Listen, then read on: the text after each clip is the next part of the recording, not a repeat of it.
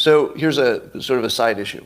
Again, Mike Cernovich is going hard at Trump for having the opportunity to preemptively pardon the nonviolent January 6ers before he left office.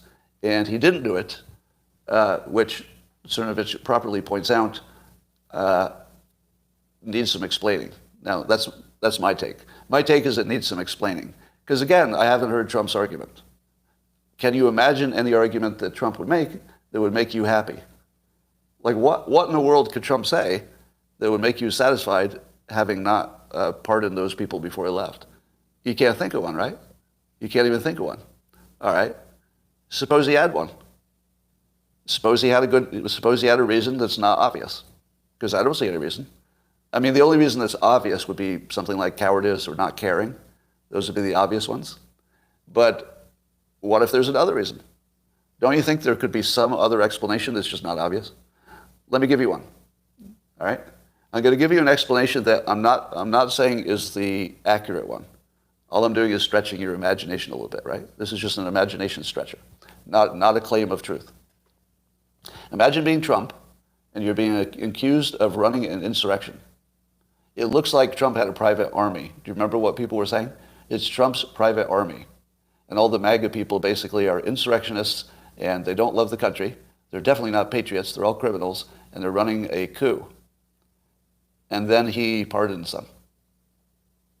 Think about it. Just put yourself in Trump's shoes. He's got to make a decision that's good for himself, but also not damage the country. Not damage the country.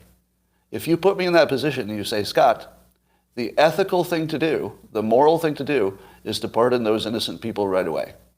Would you agree that the ethical and moral thing to do was to pardon those innocent people before he left office? I would. That would be the moral and ethical thing to do. However, would it be good for the country? Would it be good for the country? Because it would confirm the false narrative that he had formed a private army. Because if he just says, I'm going to ignore the law, I'm going to ignore the legal process. Now, keep in mind, he also didn't know how long they would be held or what they would be charged with exactly, right? Do you think that Trump knew that today they'd still be in jail for basically nothing that matters, nothing that matters? No, he couldn't have known how bad it would be, but even still, I'm going to agree hard with Cernovich. This is a hard agreement that he didn't put it this way, but I think you would agree with the following statement, that it was unethical and immoral, frankly immoral, to not help them when he knew that they were just good patriots. And I would have said the same thing if a bunch of Democrats had been picked up on sketchy charges. Like in both cases, it would be immoral to leave them there. But number one, he could not have known how bad it would get because he was only in office, 2 more weeks, right? But he could have suspected that it would harden the narrative that Republicans are nothing but an insurrectionist party and the MAGA movement has to be uprooted by its roots.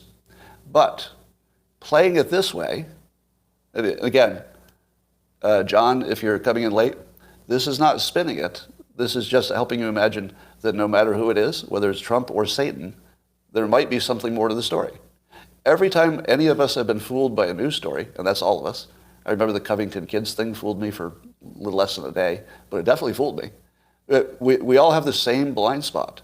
You can't imagine what you can't imagine. Does that make sense? You can't understand what you can't imagine. And it could be just there's more to the story. Look at this quality of this comment. Scott is a liar. I'm a liar? I've not even made a claim of fact. All I've made is a claim that you should expand your imagination. You're having a little trouble with this NPC. You can tell the NPC is like the first level, can't get past. Anyway, so I do not defend Trump, but just as I try to be consistent with every story, if you haven't heard the other side, you do owe that to Trump, right? You owe Trump his explanation. Because I think there's a possibility that he had to choose between destroying the country and doing something clearly unethical, which is keeping them in jail, or immoral, pick your term. With that choice, I know, it might have been a choice. Just saying.